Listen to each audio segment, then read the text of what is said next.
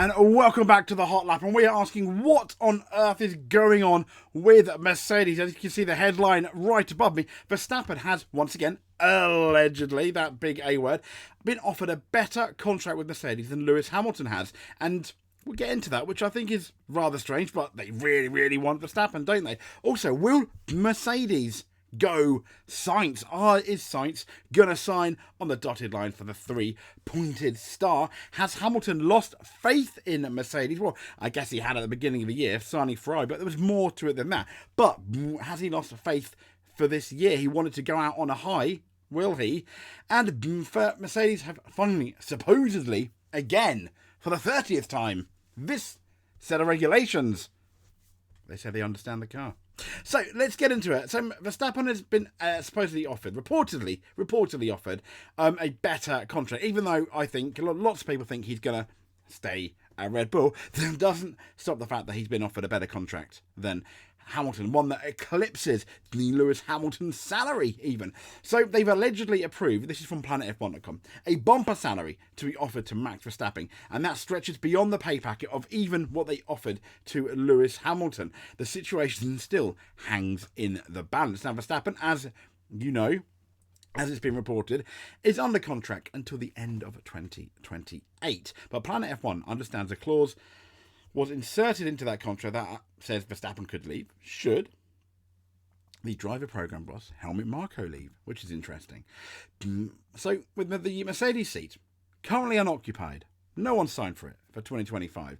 Lewis Hamilton prepares to join Ferrari. Team boss Toto Wolff has made it clear that he would love to bring Verstappen in as the 7-time world champion's replacement. This is obviously in spite of the massive feud that they've had with Red Bull. But hey, when you're signing one of the best drivers, completely understandable. So it's been claimed by Auto Motor und Sport that the team has internally given the green light to a Verstappen contract offer that's going to surpass Hamilton's salary, and that's supposedly including the bonuses. The report also speculates that while Verstappen is happy to remain at Red Bull in the team's current form, that could change if the hierarchy does. For example, Marco is key, as we know, to him staying. But could there be any change? He could potentially. If this Christian Horner thing carries on, it's all died down at the moment. I don't think we see the end of it. He could. The thing is, I think Verstappen is still going to stay. One of the rumours also was Mercedes, and this is a rumour, so we are talking bucket of salt, not just a teaspoon, was that Mercedes had reportedly even offered him Verstappen an ambassador role, and that's something that Hamilton really, really wanted with his 2-year deal, and then to retire and be ambassador at Mercedes, which I thought would make a lot of sense. And they've supposedly put that on the table for Max Verstappen once again, reportedly so, which is absolutely crazy because when you think of Mercedes, you definitely don't think Max Verstappen. Will you, even after 2 or 3 years being there, or 4? Maybe. Potentially if they win titles, but right now, no. It's very hard to imagine him as a Mercedes driver. Could he be a Mercedes driver? Absolutely he could. Would he be a very good one? Absolutely yes. But the fact that they've done that is a massive middle finger, I think, to Lewis Hamilton. So, and maybe that's the reason why Hamilton thought, you have no faith in me. My faith in you is waning.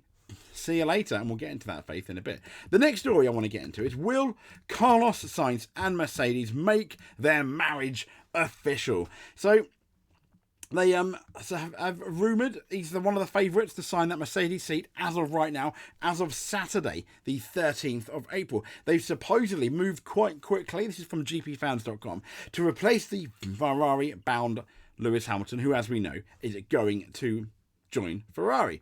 The shock move of Formula One. But it soon became apparent that Ferrari, they're not going to keep Carlos Sainz, sorry. They're going to keep Charles Leclerc, which has been slightly contentious for some. But supposedly Sainz is close to an agreement with Mercedes. Now, Carlos Sainz is close to reaching an agreement with Mercedes, and that's referencing La Gazzetta dello Sport. And another one I can't quite pronounce, but the Madrid driver does not have a seat, as we know, for 2025. Now, if an agreement is reached in the coming days, his signing could be officially announced. I mean, that Alonso thing almost came straight out of the blue, didn't it? There was all these rumours about him going to Red Bull. Then last Thursday, it was announced. Now, Sainz had previously claimed to be in negotiation with a number of teams, and the Spaniard, who won the Australian Grand Prix in March, would be in understandable high demand, and absolutely I think he is. I mean, he has been linked to Red Bull. He was initially linked to Aston Martin. He's been linked to Mercedes. He's now being linked to Williams. He's been linked to Sauber, but Sauber as in the Audi team. And if you remember, he's been about the block, hasn't he? He's been around. He's the village bicycle of Formula One, because when you think about it, and there's no detriment to Carlos, but Ferrari is now the fourth team he's raced in Formula One for, and his longest post after spells with Toro Rosso, Renault and McLaren. And it's understood that the sticking point could potentially be with Sainz, that he's looking for a guaranteed 2-year contract. If you remember, Hamilton had a 2-year contract, but it was a 1-for-1 deal. It was a 1-year deal. If either party wanted to opt out for that second year, they could. Mercedes kind of like were looking over their shoulder, and Kimi Antonelli. So with this option, would Carlos Sainz want to sign for Mercedes, which will potentially just be a 1-year deal? Not particularly great. And are they going to sign Max Verstappen? I do think that the Carlos Sainz thing is possibly the more favourite of the two. But what's interesting, a few of the news sites have done a ranking on who is the most likely person to sign for Mercedes. So Lewis Hamilton, though, no longer believes in struggling Mercedes team, claims ex-F1 star. So the 6-time race winner, Ralf Schumacher, yes, he's been in the media. He's becoming the German version of Jacques Villeneuve, isn't he? But he sees a total loss of belief in Mercedes as the catalyst for Lewis Hamilton running away to Ferrari, which I think is a tiny bit harsh. But Hamilton has put pen to paper on what is a new multi-year Mercedes contract just last summer. And as we know, that's not happening anymore. It's just the 1-year deal. And so this leaves one final season, as we're going through it now, with Mercedes for Hamilton to negotiate through. So far, it's been quite the tough season. George Russell, he hasn't kind of like, I don't think he's destroyed Hamilton by any means, but he's outraced him on the same level. Possibly you could argue that Carlos Sainz has outraced Charles Leclerc, but Hamilton has been quite on the emotional rollercoaster throughout, from 2021 onwards, often going from the highest of highs to the lowest of lows, and that's also with the last 3 cars. One weekend they're really, really good, and then they're suddenly bad the next race. But even this car here right now, it is absolutely bizarre. It's almost like toss a coin 50-50. What Mercedes car are we going to get today? Because in the practice session, it's looking all right. Then at qualifying, it looks really bad. In the race, it looks really bad, but then it comes good towards the end of the race. It's absolutely bizarre. But Ralf Schumacher is arguing that the 7-time world champion no longer trusts that Mercedes can hit their heights, let's say again. And then he said Hamilton has run away. I think that's a weird thing for 2025 because he no longer believes in the team. Okay, he's run away because he no longer believes in the team. Mercedes has a problem at the moment. It's a catastrophe what they're doing at the moment, he said. I think it's interesting though, because you have to wonder that the main reason I think that Hamilton signed for the Scuderia was because he felt that Mercedes maybe had no faith in him. He wanted a longer term deal. But I mean, at the moment, he's pretty much made the right decision, hasn't he? With Mercedes, and how many times have we had Toto Wolff out here saying, "Oh yes, we've sorted the problems out." Oh no, we haven't. Oh yes, we sorted the problems out. Oh no, we haven't. No, really detriment to Toto. He's not a technical engineer guy. This is probably things he's being told backstage, so to speak. So it's not looking particularly great for Mercedes. I mean, there is a bit of a plus. There is hope. Hope springs eternal because they are no longer in no man's land, supposedly. Mercedes, this is from PlanetF1.com, have been put on notice after what they've considered a rival breakthrough. Aston Martin are full of optimism after the Japanese Grand Prix, where they had the beating of Mercedes. But what's interesting, they use obviously the same engine and the same gearbox, and the Mercedes car was quite fast, really towards the end of the race, even with Hamilton and that damage. And as we've seen in practice, they can be if they get in the window. The only issue for Mercedes in Japan was that rubbish strategy. I don't know what they were thinking. This is the same strategy they used with George Russell less around 6 months previously, which quite clearly didn't work with their one-stop strategy. So heaven knows why they thought it was going to work here with both cars. They didn't even mix and match. But in relation to the Aston Martin team, a lot of people are suggesting that the Aston Martin team are now ahead of Mercedes. Even Alonso's come out and said, why would I want to race for Mercedes when Aston Martin are better? Yes, but then again, they were better this time last year, and then Mercedes moved ahead of them. Now, I think if Aston Martin want to beat Mercedes, they're going to have to get rid of Lance Stroll. Sorry, they are. They're going to have they need to have a consistent driver in there. So, yes, that's kind of like a bit sad, but they're going to have to. And it's going to be really interesting now. I think all the teams are going to be tested by how much they understand their car going into the Chinese Grand Prix, because it's going to be quite a challenge with only one practice session. We've got the sprint race. The only saving grace is you can change the car setup somewhat after the sprint race, but going into qualifying for the race proper, which I think is really, really interesting, and may well very much help things. Fingers crossed.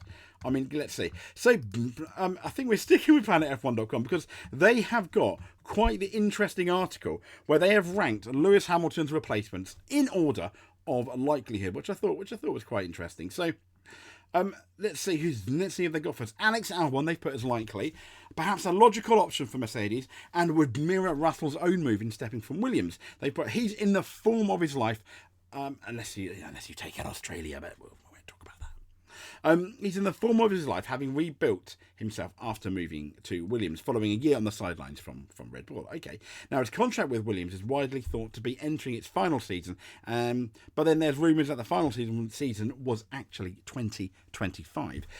Andrea, Kimi Antonelli, they said the big prospect for the future, although I don't think he's done nothing amazing in Formula 2. When you think, naturally he's going to be compared to the other wunderkind, so to speak, which is Lewis Hamilton from GP2, which was the old Formula 2.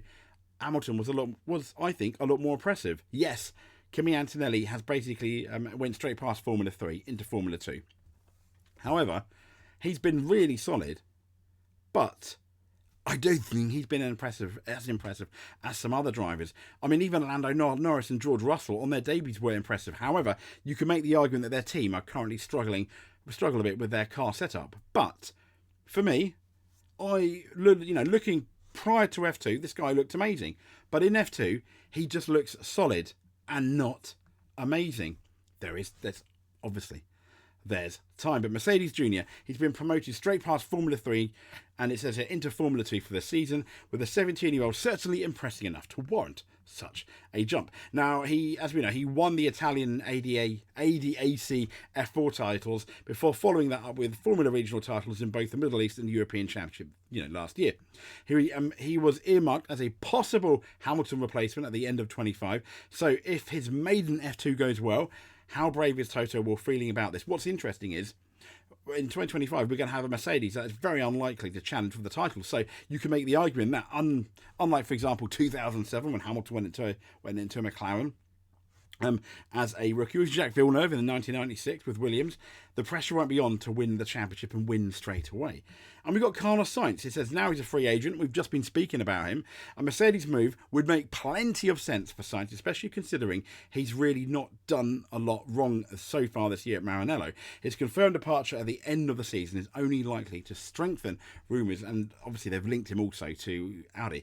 His father said... his father, has already admitted he has exchanged views with Audi about the future.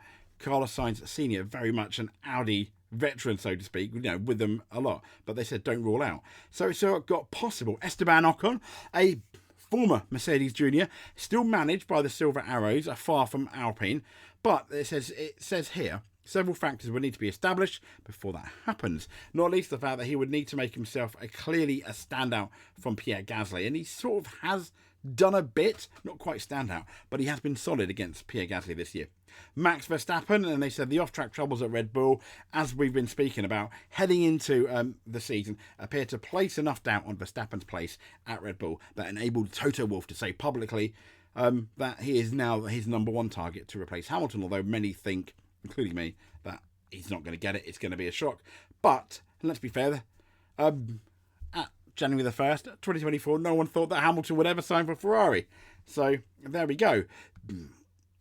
That's what Planet F1 thinks. Anyway, if you made it this far, please subscribe. That would be amazing. Would really appreciate that. Stay tuned also for more on the Hot Lab. We'll have our Chinese Grand Prix preview at the beginning of the week, heading into the first sprint race weekend of the year, and the first Chinese Grand Prix, I believe, since 2019. Whoa. Speak to you soon.